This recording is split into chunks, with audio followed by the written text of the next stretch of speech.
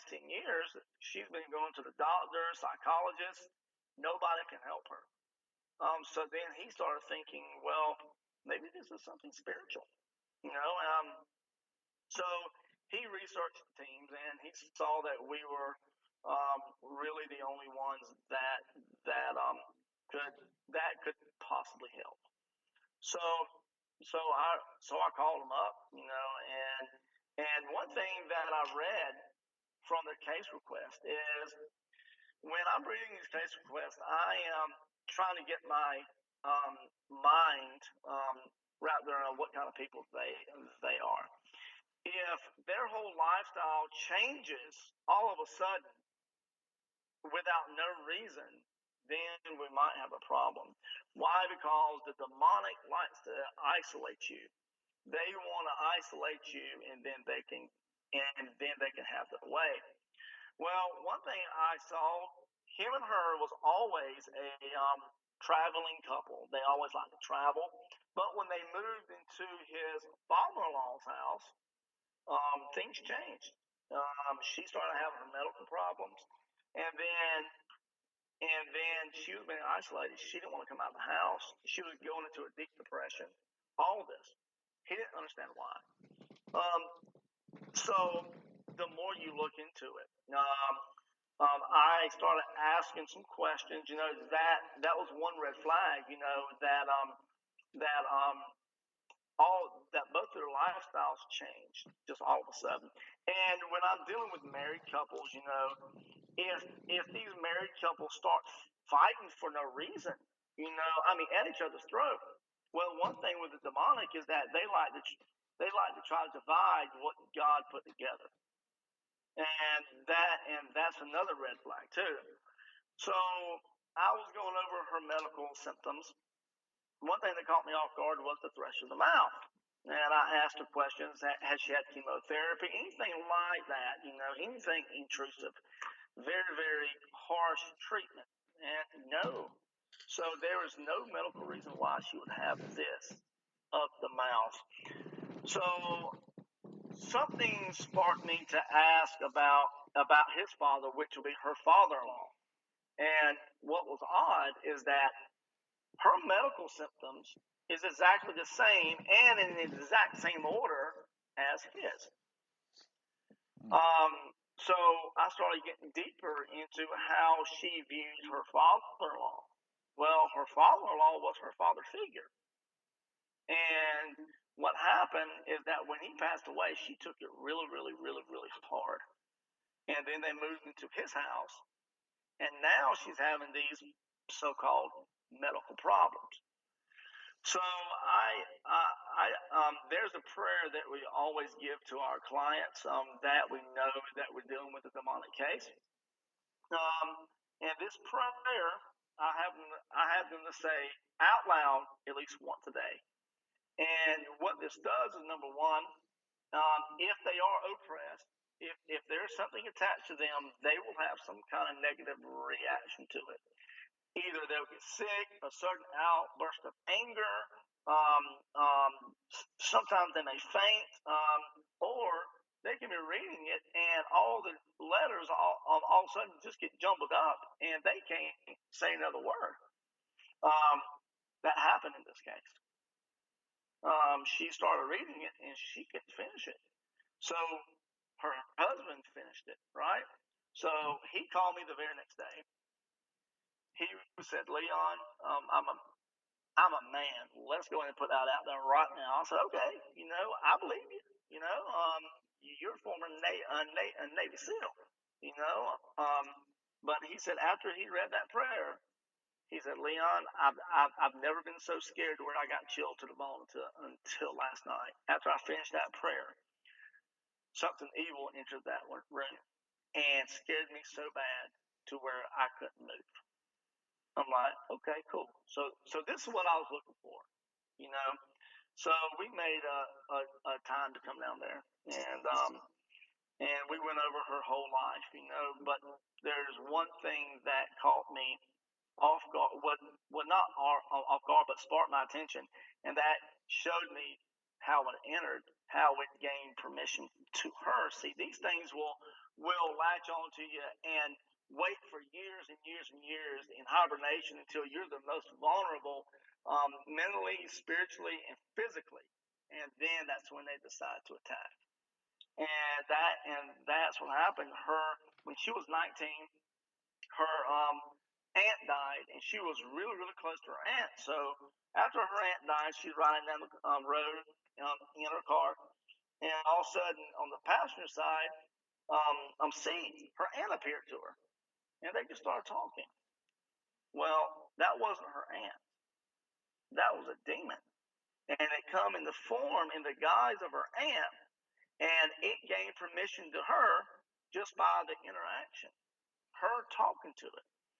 And it laid in hibernation until she was the most vulnerable. And after her father-in-law died, that's when she was the most vulnerable. So when we got there, we went into the deliverance portion, and every sacramental I exposed it to, it had no effect except for one, and it was the blessed salt. So I put blessed salt in her right hand, and she started convulsing like she was going into seizures. And that was the time when we was able to get the name of the demon, and why it entered, or how it entered, and it told us it came in the guise of her aunt. And after that, we in the name of Jesus Christ, it was commanded to leave, and it left, and it did, and she did what I call a reset. Her eyes rolled back, her head went backwards, and she come back forward. And granted, we was at it for 2 hours, and she said, "So when we gonna start?" Wow. Yeah, I'm like, "Honey, we've been doing this for 2 hours." Her husband was beside me, and you can tell that his eyes were going all over the place. And I got one of my colleagues to help him out. Whatever was at her house was trying to lure him outside by himself. I said, "You don't move. You sit your butt down. Don't you move." It was doing that divide and conquer mess. And after that, we did the house and the property, and I can gladly say that they have had no more experiences. That's awesome. Mm-hmm. So, like that's a good example of the client interview, especially on scene interview, is the most important thing that you can do. Right. And I think we can't stress that enough. In person and no charging. Exactly. Yep. And they tried to pay us. That was the people, but didn't accept it. But he did make us some homemade pulled pork. Oh, there you go. Yeah. So we chow down. I needed to be there for that one. Yeah, exactly.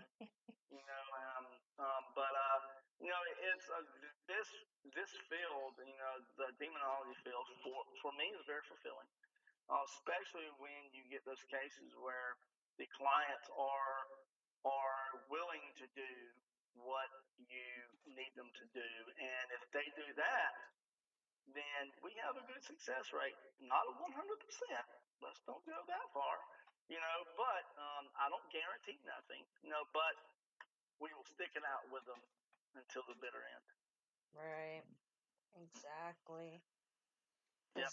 That's the important part is, making sure the client knows that, they can come back to you, keep coming to you, whatever they need. Exactly. I met some clients and to where after the case was over with, we just become best friends and we just chit chat. I know the beginning of this year we had someone faking a possession. Ooh, that was interesting, especially when I called them out and told them that they were bullcrap right into the face. We traveled 3 hours, and this girl hated her mama so much to where she was faking a possession. She was defecating in the corner. This girl was holding her mother down and taking her hands and smearing it on her let's say southern region, and smearing it on her mama's face. So I did my spiritual test on her, because if somebody is possessed, they are going to have avoidance to religious objects, to sacramentals, and she had no avoidance to any of those whatsoever. Even if someone is oppressed, you're going to have a mild avoidance to them. And she passed every single one of them. So, but then I caught her in a lie, and that's what really done it for me. I cannot stand it when people lie to me. And it was about drug use. I knew the answer, but I asked her anyway, and she said no. I looked at her, said goodbye, we're done. And we packed up and we left. But before we left, I told her mother, I said, you need to get her out of your house, period. There's nothing spiritual here. She hates you. And this girl was 25 years old. She has 2 kids living with her mother. And she's like, what if she goes off and commits suicide? And knowing that I kicked her out of the house, I said, I don't know what to tell you about that one, but I said the first thing she told me when I came into the case, when I stepped into the house, please don't let me near my kids because I'm afraid I might hurt them. I'm like, oh, okay. What she doesn't realize that we have a psychologist, licensed psychologist on our team, and we don't advertise that. She just blends in, and she showed signs. She showed signs of of um, of some psychosis, but at the end of the day, she made threats against her kids. When we went to her room, all her windows were busted out. I'm like, what happened here? She said, well, I got mad at my kids and busted out all my windows to keep from hurting my kids. She's gonna do that. That tells me one day she's gonna hurt those kids. Yeah. So all I can say is that after we were done there, we gave her mother the facts, what needs to happen, and she took it upon herself to when we left to badmouth us. So all I can say is the facts like step in, and they removed the children from that situation. Well, that's a good thing. Yeah. Wow. Yeah. So sometimes we get some doozies. Oh yeah. And you gotta weed through what is crap and what ain't, and you gotta get to the root of what's the truth. And sometimes, I call them out for like what it is, And I've done saw though, if you're blunt and brutally honest with them, that's better than just sugarcoating things. That's true. Mm-hmm. And Will's a very blunt person, so. Oh, me and him both. I am blunt. When I'm at work, I'm a technical sergeant, and if somebody even looks at me the wrong way, I'm eating them up. Well, I think you and Will get along just fine then. Oh yeah, I am very blunt. I'm the type of person if the baby's ugly, the baby's ugly. Yeah, there's humoring me, and then there's just trying to blow smoke up my ass, and that's when I'm gonna go, yeah, you're full of crap. That is when I get mad. Yeah. I go about things a nicer way. I think it's just easier to get straight to the point. I know. It is. It is very, very easy to get straight to the point. I know, but I just don't have that in me. Well, when you see the people that is actually trained and properly trained in this demonology field, they're usually blunt and to the point. And they've had some kind of military training, some kind of cop training, something. Ed Warren was in the Navy. He didn't take no crap off nobody. Dave Considine was in the Army. Ralph Sarchie did military service, and plus he was a New York cop. I'm a military person.